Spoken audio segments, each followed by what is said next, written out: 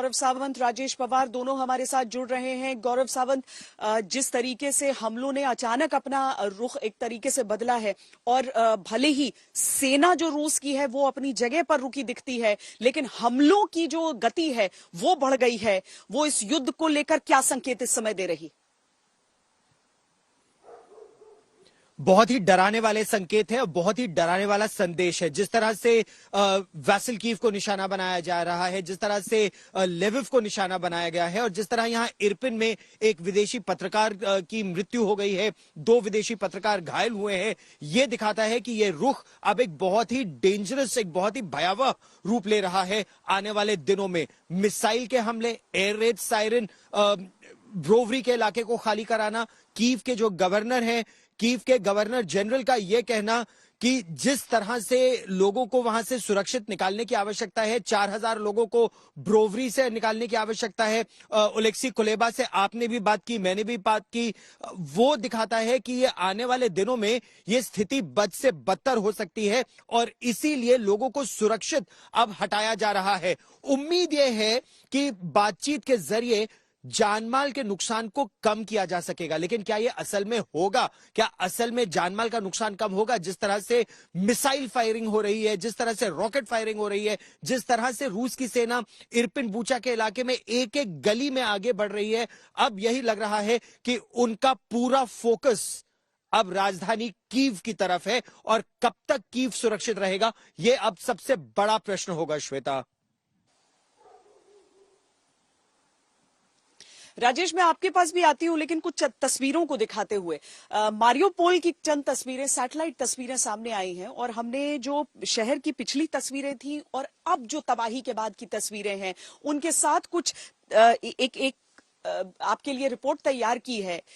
इसे देखकर आपको समझ में आएगा युद्ध की त्रासदी, युद्ध के बाद की बर्बादी।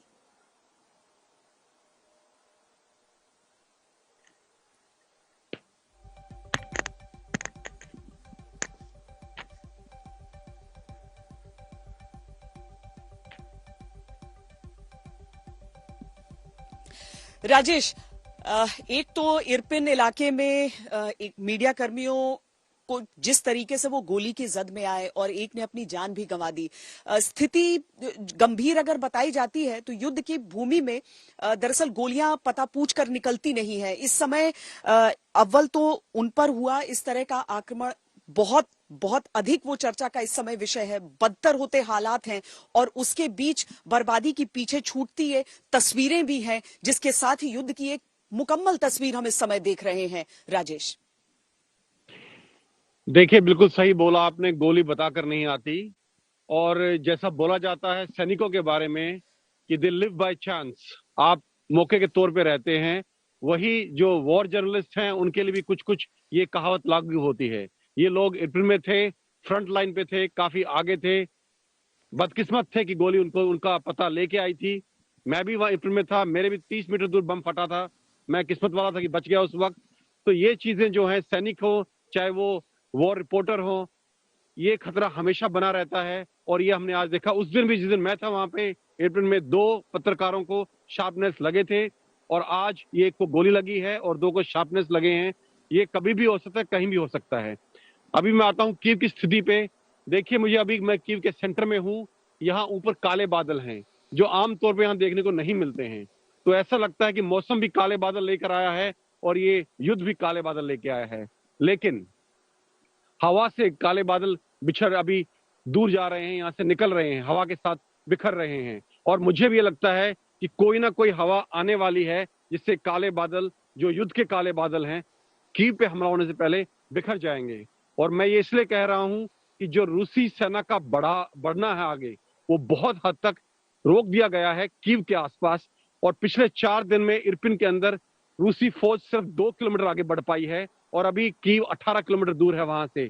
उसी प्रकार से ब्रोवरी में उनके टैंक्स, उनकी बाकी सेना आगे नहीं आई थी, ये सूमी से आई हुई फौज थी, सिर्फ आर्मर्ड कॉलम था, टैंक्स थे, जिनको रूसी यूक्रेन फौज ने पीछे जाने के लिए मजबूर कर दिया। तो मुझे लगता है अभी कीव की लड़ाई दूर है और जैसा कि लोग अनुमान लगा रहे हैं 24 घंटे 48 घंटे का, मैंने कल भी बोला था 48 घंटे में हमला नहीं होगा, आज फिर बोल रहा हूं अगले 48 घंटे में भी हमला नहीं होगा इन हालत की वजह से। श्वेता।